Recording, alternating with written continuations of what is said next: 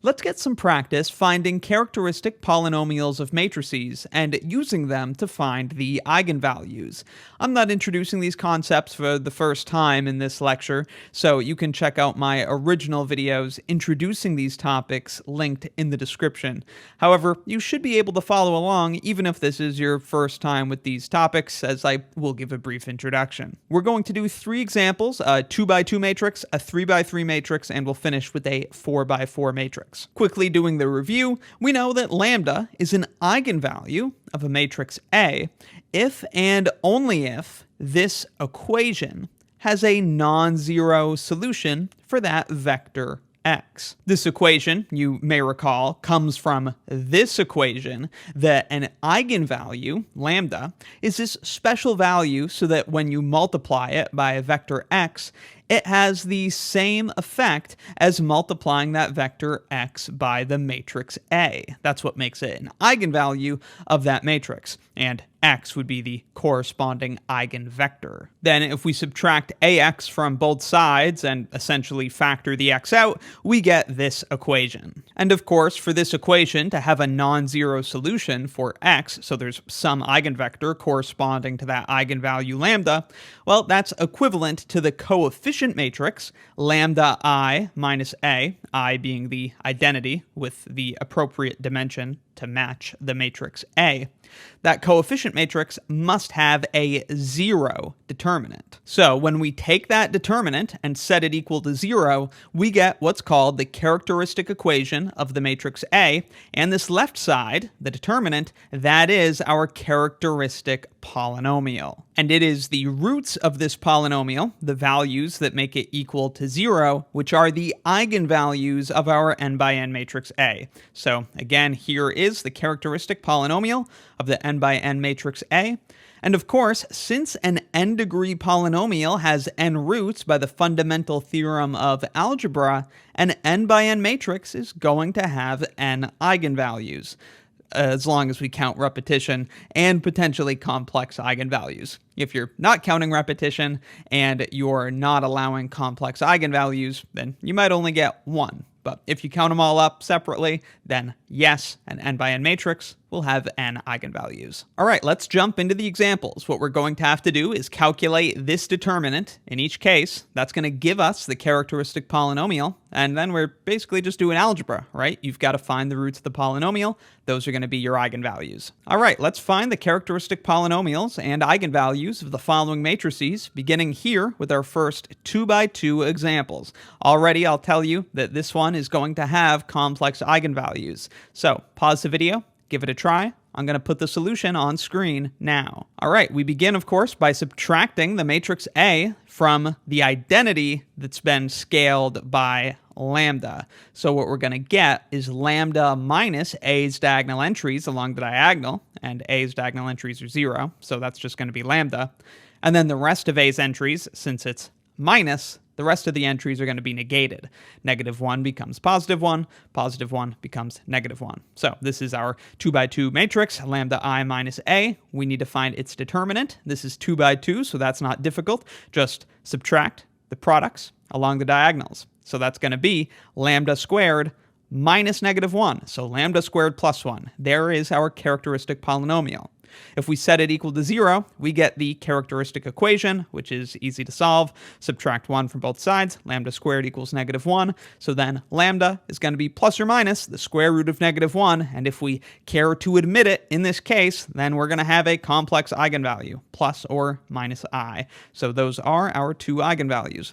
If you're only interested in real eigenvalues, then there are none appropriate here, but permitting everything, we do have our 2 eigenvalues that we would expect for a 2x2 matrix. And remember, this means that there would be a corresponding eigenvector that when multiplied by A has the same image as if we were to multiply it by I, and some other eigenvector that we could multiply by -I, and that would have the same effect as multiplying by the matrix A. So in an eigenvalues corresponding eigenspace, multiplying by the eigenvalue is the same as getting transformed by the matrix. Pretty cool. Let's move on to our second example. Here we will have a little bit more work to do because it is a 3x3 matrix. You can pause the video now and find the eigenvalues and that characteristic polynomial. I'm going to put the solution on screen now. Typically, throughout this course, we're going to do lambda I minus a, like we saw before, but just to show you that it doesn't matter, you could also do a minus lambda I. Remember, this all comes from that original equation, ax equals lambda x, transforming by the matrix is the same as getting hit by the scalar lambda.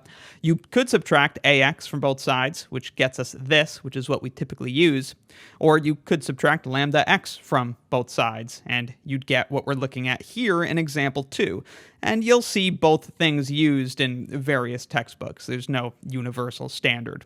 So here's a minus lambda I. Now we're going to see minus lambda on the diagonals, and the entries of a are not negated because we subtracted the lambda this time. Now to find the determinant of this 3 by 3 matrix, we're going to go ahead and do a cofactor expansion and, take one glance at this. Let's do the third row. That would be smart, right? Because we've got 2 zeros.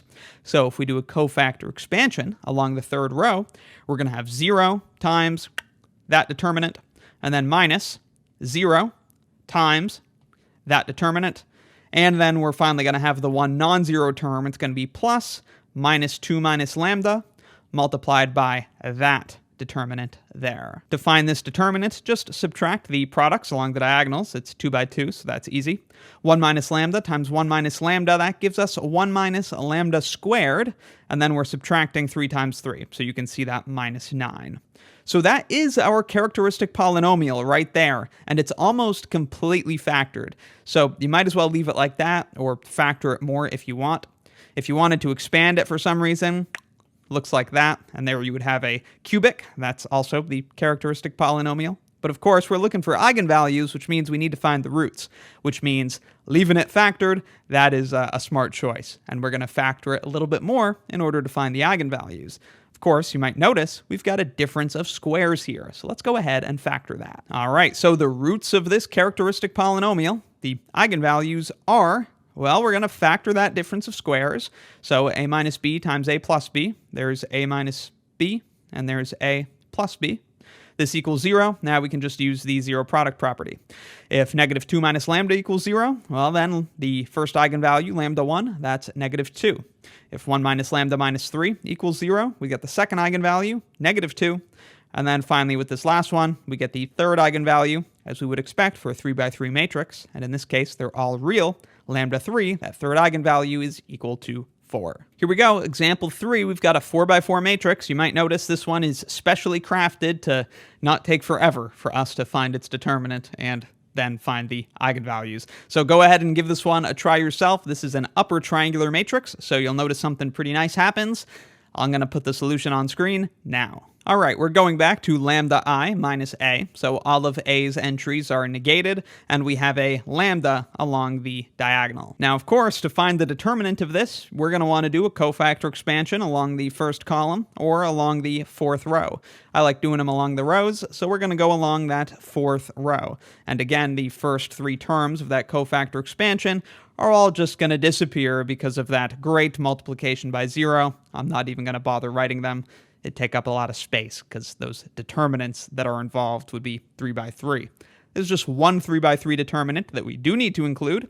That's where we've got it's going to be minus, because plus, minus, plus, minus. It's going to be minus lambda minus 1 multiplied by this determinant that we see right there. And since this is an upper triangular matrix, things work out very nicely. This is the same sort of thing. To find this 3 by 3 determinant, do a cofactor expansion along that third row. So we'd have a 0, plus, minus, plus.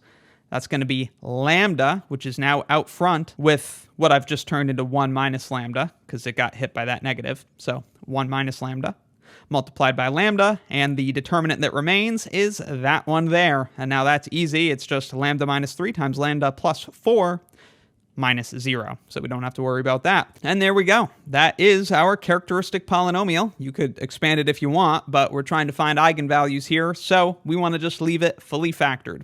What are the roots of the characteristic polynomial, hence the eigenvalues? Just use the zero product property. We set it equal to 0 and find the eigenvalues are 1, 0, 3, and negative 4.